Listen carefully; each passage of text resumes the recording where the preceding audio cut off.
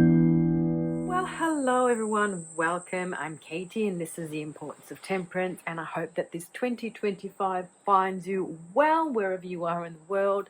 I am sitting outside. This time I'm in the al fresco area, which is kind of where we dine by the pool. It's near the pool, I should say, and I'm by myself. I've got the house to myself, no one's here, and it's just really rare these days that I do get the place to myself, especially on my day off. Usually have my day off, which coincides with my landlady's days where she works from home, and then our other flatmate, she's usually home all the time because she studies, but she's away house sitting. And so I finally get the place to myself, and it's a beautiful day today. We've had some stormy and wild weather of late, so it's just the perfect circumstances. So I thought that today I would do a deep dive into the Tarot of the Third Millennium.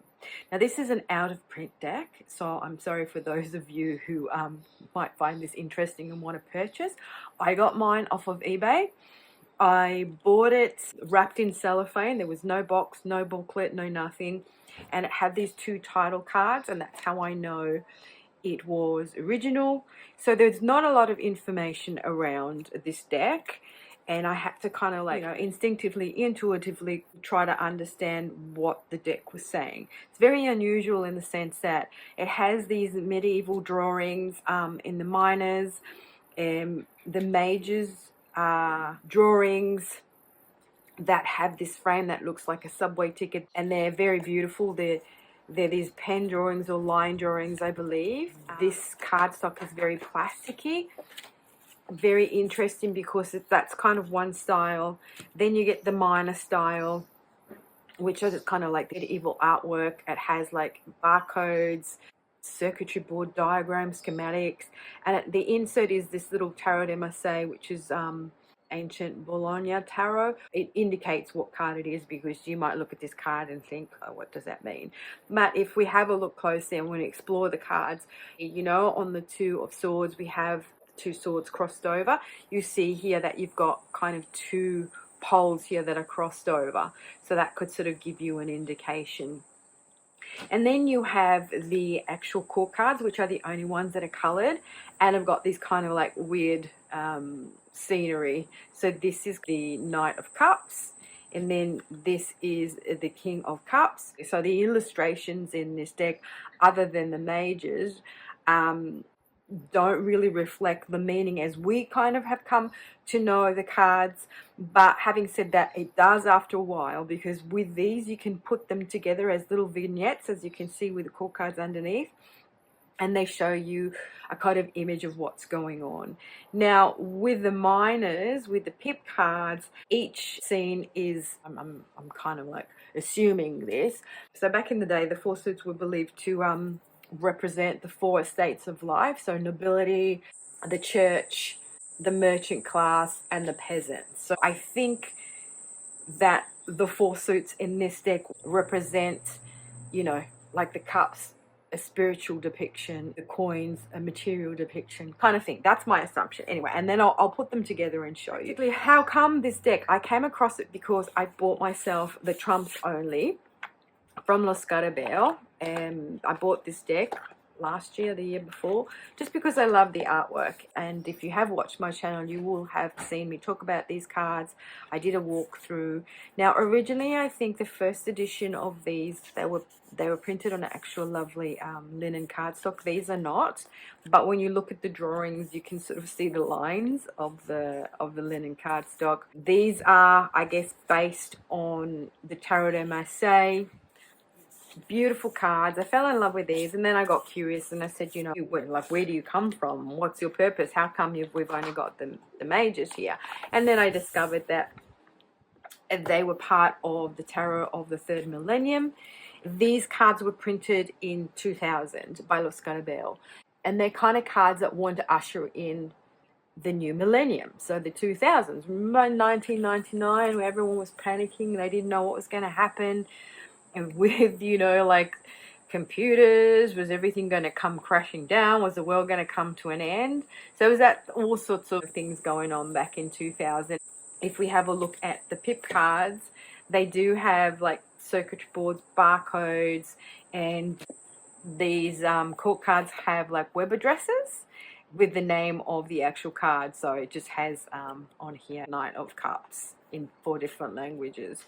So I guess this deck wanted to be a reflection on that. And so, because I couldn't find much information on it, there's not a lot on YouTube. There's like 1 or 2 deck walkthroughs, but they didn't know much about it either. Like there wasn't information on this deck. So for the purposes of this video, I went and looked at a few websites that did sell the deck back in the day, because when you just put Tarot of the III Millennium into Google search, it comes up with these websites that used to sell them, right? And then obviously they're no longer on there, but there's still kind of some blurb about the deck itself, about the artist and the creator, Yasin Guzlev. He's a Bulgarian illustrator, you know, he's got a body of work and so on and so forth.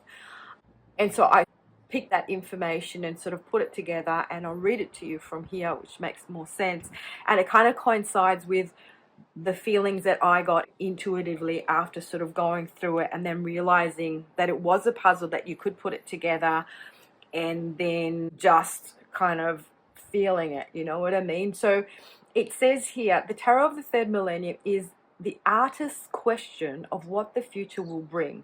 Let us hope it will be the future we all so fervently desire. So we're talking about the 2000s, yeah? And a lot of the comments I've seen about this deck, you know, how people leave reviews and stuff, that it's confusing, that it's one of those decks that is not kind of easy to read, it doesn't make sense. Obviously you look at this card and you don't understand, and then people can't see the insert properly. So there was a lot of confusion and not a lot of love for this deck, and so I guess it went out of print pretty quickly because people just didn't get it. But coming from our point of view now, when we know what a barcode is, when we're using web addresses all the time, we kind of understand that it's like maybe tongue-in-cheek, maybe he was sort of thinking, oh, these barcodes, these circuitry boards, this is sort of like the future, the technological era coming into play, and how we are going to integrate that into our lives. So that's kind of what I got from it. I kind of agree, like the artist is trying to question the future and if things have actually changed or stayed the same.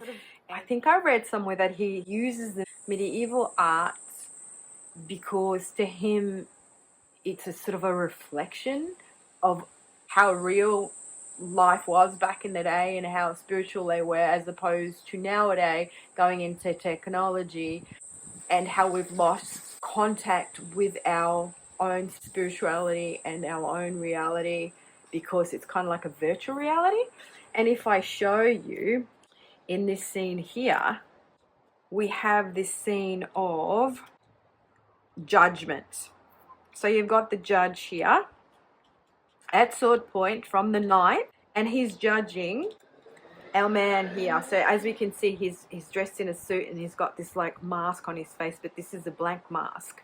So he's judging the new. And then around him we've got sort of this scene where this figure, this pope, this king, whatever, is sitting on his seat watching the scene. This guy here has just been hung.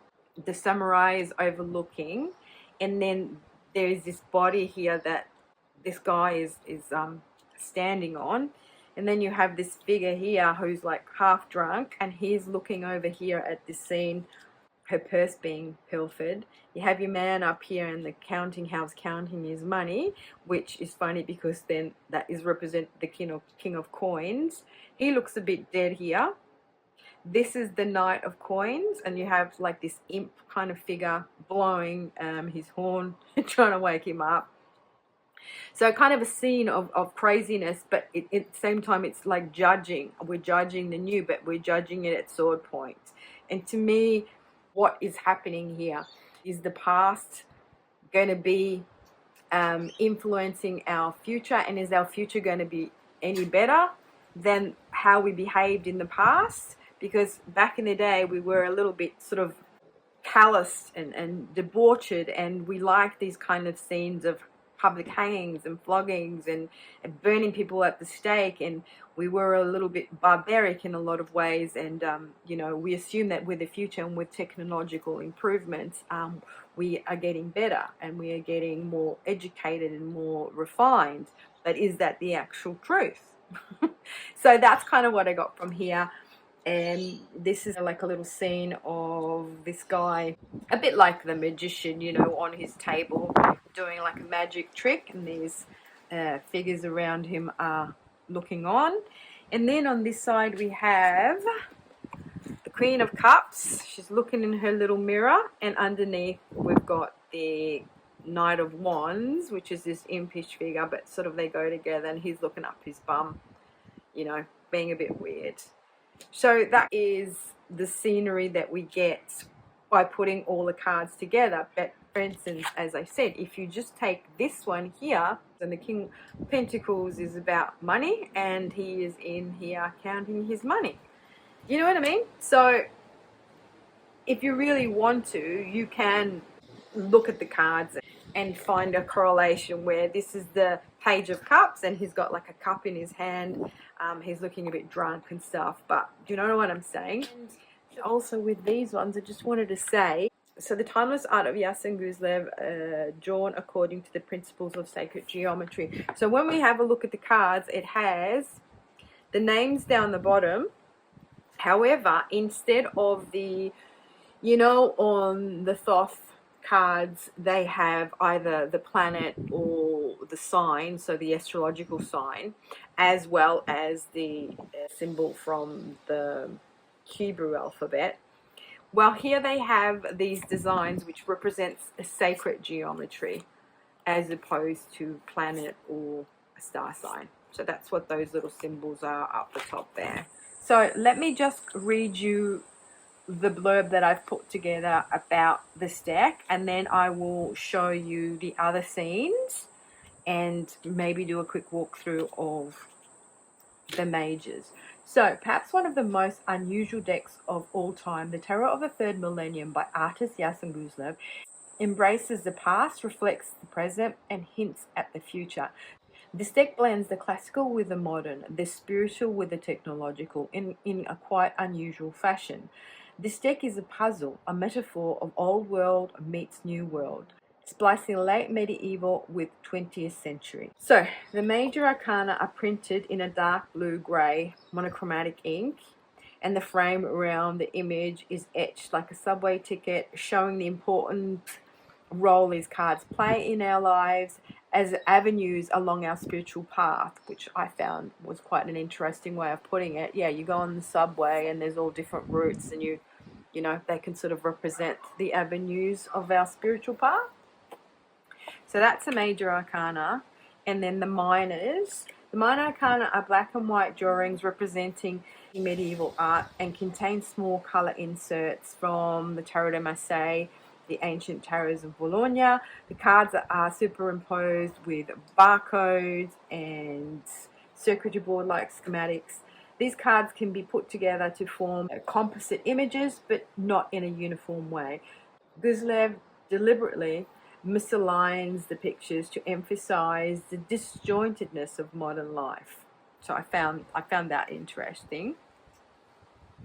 And the court cards are the only fully colored cards in the deck, which is very appropriate as these cards represent people, and people are nothing but colorful, right? They show bizarre Bosch-like figures. Yeah, so they have all these really weird little characters. And the knights are imp-like weird creatures of different kinds. Yeah, so all of these little creatures here, that one, that one, that one, these are all the knights and are represented by these weird creatures. That's the Knight of Cups, and Knight of Wands, which is looking up his bum or at his actual wand. This is the Knight of Swords, and this is the Knight of Coins. So those are kind of, yeah, impish, weird like creatures, but even the faces of the people are a bit all kind of weird, aren't they? So let me just put that back there. Let me put that back there. And let me show you There's this scene here. That's the guy in the barrel.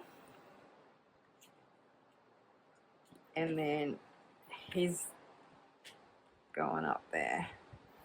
So you've got like a magician type figure here playing some tricks. He's got like a card up his sleeve. These guys are all watching him and they're climbing up a tree. And so that's kind of like a scene from what you would see in a medieval town. There's always feast day or something was going on for the entertainment, you know, in the square, the market square or something. This one here, she's the Queen of Cups, and you know the Queen of Cups, she sort of looks reflectively at the cup that she has in her hand. Here she's looking into a mirror, and it comes to mind is like, is she looking at the mirror because she's looking at herself and she doesn't want to look at the world? Is she reflecting on something? Is it an ego thing? Is she actually kind of looking what's behind her? You know, all those questions. All right. Yeah, and web addresses are superimposed on the court cards with the name of the court card itself in the 4 different languages. Apparently, you could click on these ones and they would take you to, I think, Lo Scarabeo website or something like that back in the day, but you can't do that anymore. And yes, the deck is published by Lo Scarabeo. Well, it was published by Lo Scarabeo in Italy and distributed by Lewin in the US. The illustrations on both the pip cards and court cards rarely seem to relate to the traditional underlying meaning of the cards. Well, the cards as we know it, I guess, with both the Marseille and the Rider-Waite Smith. I guess this is why they did put the inserts in there, to make it easy for us to understand what card it represents. And then there's notes. So I found, because I don't have the box obviously, and I don't have the little booklet, on one of the websites I was looking up, the guy made a comment about the fact that the guidebook is actually, the little white book is a little bit more copious. It's got a little bit more information about the artist than the little white books that usually come with the Scarabeo. And it says here, at the beginning of his notes, the artist says, the III Millennium arrives as a great puzzle filled with hopes and fears. And on the outside of the box, it says this: I don't know if humanity is able to fully understand the transformations of this age, if it is able to live with the conflict between spirit and technology, between oneself and the madness which surrounds it. Please convince me that I'm wrong. And then down here, there's other notes. And it says here, according to notes, the court cards represent the world beyond our unconscious and our perception. These colorful cards don't reflect us or our perceptions, but rather are situations, people, realities which exist outside of ourselves, I guess, and around us, and which we must face, good or bad. I guess that's his intention. He's putting out a question. Are we going to be able to face this new era, and how are we going to adjust to it? So, as I was saying before, that's very interesting to me, and it's also a bit of fun. It's a little bit different. I also did use it for Capricorn season to usher in, obviously, 2025, which, why not? I did do a walkthrough of this deck if you want to see the full artwork in the bigger version of the majors only, but just to show you very quickly, Hangman, the Lovers, Judgment. I really love this Hierophant. I think it's super fun, and it's got like the supplicants sitting in little niches, and then you go through the door, which kind of looks like a keyhole, and you're looking at him from the back, and that's kind of like a church front. The Devil, Justice, and Justice is number 8, so you know that it follows the Marseille tradition. The Chariot. I love this, the Temperance. This is my card for this year. Don't like the Sun so much, but it reminds me of a Da Vinci drawing. Best, the Tower. I love this Tower. Death was my my card for 2024, and I love this Empress too. So that's the majors. Those are the court cards. And then I just want to show you. So these are the aces. And when you put the aces together, it forms this vignette here. And it's interesting to me because this guy is dead and he seems to be reaching for the new world. This is the new world. It's on the ground and things have been destroyed in wherever he is, in his home, in his office, in his kitchen. So I kind of feel that it wants to tell us the old is done and we're going into the new, and things have been destroyed, and as we all know, you've got to let go of the old to make room for the new, right? And it's very dramatic. That's for sure. Especially the Ace of Swords. That's the Ace of Cups, and you've got like the bottles here. This is the Pentacles, so you've got your books, you've got your measuring spoon, you've got stuff, so that kind of relates to, you know, worldly possessions. And then you've got the wands here with the globe. So those are the aces, and then let's put this together. So that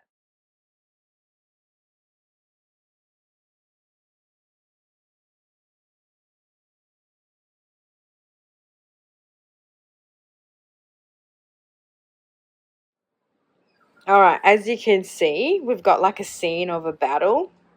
So the swords representing military nobility, that kind of thing, and they're kind of attacking. And then you've got these people who are trying to defend themselves with rocks and pitchforks and stuff like that. And I guess this guy here has got this like white flag trying to surrender.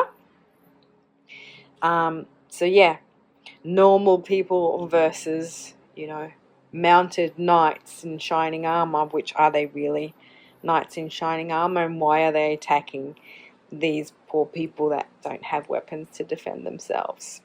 Alright, so these are the cards put together for the cups, and it seems to be this kind of celebration maybe, or wake, or some sort of spiritual something. So there's this dead body on this table, which they are all kind of around. We've got the king here, or the lord of the manor, giving his blessings. We've got a friar up here on this weird contraption looking down on the body.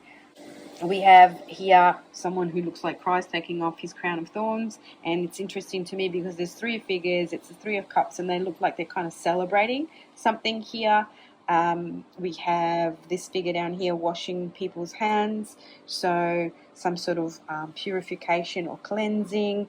We have this random guy milking a horse, and then on this side we've got the Pope or the Bishop coming with his soldiers to come and give his blessings, or to give like a sermon or something. And then down here we have this really weird figure kneeling, and I don't know what he's doing. I don't know if that's his hair or if that's a towel, and they're rubbing his head. He's getting dried after he's been purified in the water, but he is kneeling down, and he kind of looks like he's sort of praying or something. So that's the scene from the cups. Here we have a scene from the Pentacles. It all seems to be sort of focused around your man here, who is getting ready to be burnt at the stake.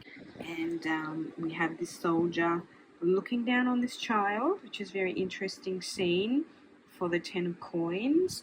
And then you have the onlookers here. So there's three figures, and that's the 3 of coins.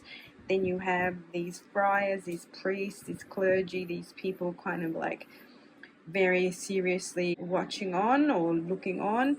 You have this for the 5 of Pentacles, this very forlorn soldier. Probably he's a guardsman and he's all by himself there, not looking too happy. And on this side we do have again the clergy, priests, bishops, some sort of kind of a religious representation here looking on the scene. We have maybe the nobleman up the top, because obviously he's sitting down looking straight across. Now, this is the Nine of Pentacles, and as we know, the Nine of Pentacles represents being at peace with yourself, having achieved, living a life of leisure, so to speak, you know, because you've worked hard and now you've accumulated things and you can sort of kick back a bit. And I think this guy here, he looks like he's at peace, and whatever he's done, he's been forgiven by his God. He's made peace with God, and whatever they're going to do to him, he's kind of at peace with that. He's accepted his fate. So the last scene is the Wands, and this seems to be a scene of a feast day. We have the Lord of the Manor up here, and we have the Salome figure dancing around. We have people sitting around, and we have this guy down here offering some sort of sacrifice. We have these people just like having a good old time. He looks like he's half drunk. We've got the musician. We've got this guy here. I don't know, he's cutting a log in half. I don't know if that's some sort of ritual, or is it he's just like gonna chop that log and put it on the fire. But it seems like a celebration. We have these three figures here, these three ladies with the black cat. They're coming on the scene. This guy looks like he's in this box rowing. So I don't know if it's a cart or something, and he's pushing himself along. A bit of a scene of a medieval feast, a celebration day, something, you know, along those lines, with entertainment, drinking, the Lord of the Manor having a bit of a celebration there, some offerings, and just like weird looking people as well. All right, well, I hope that you kind of enjoyed doing this deep dive into this really weird deck, which is Tarot of the Third Millennium. I rather enjoy it. I find it fun. I find that the more you kind of sit with it and play with it, the more you can sort of get to know it. Obviously, my first hit was very intuitive. But now that I know more about it, because I've gone and sort of looked for a little bit more information, it makes sense where the artist is coming from and what his proposition is. It makes sense why he's used medieval art, because to him it represents realness, I guess, and rawness, and I guess it depicts how we used to be, you know, 500, 600 years ago, and he just wants to have that juxtaposition between that old world and this new world, and have we really changed that much, you know? We still do things to each other, and we still hate on each other, and we still don't accept each other and judge each other, and we've just taken to the internet now to do it, whereas they used to do it in person back in that day, and if you didn't agree with them, they used to burn you at the stake. But now they just crucify you on, you know, Instagram or Facebook or Twitter or X or whatever you call it. So anyway, I digress. I hope you enjoyed this. I had fun. I hope you learned something. If you have, if you enjoyed it, and if you've stayed to the end, please make sure that you like and leave me a comment, maybe subscribe. And until my next one, and all the noises that you hear are real noises of birdies and the wind in the trees, and next door, I don't know what they're doing. They're mowing their lawn or something. All right. Ciao, belli.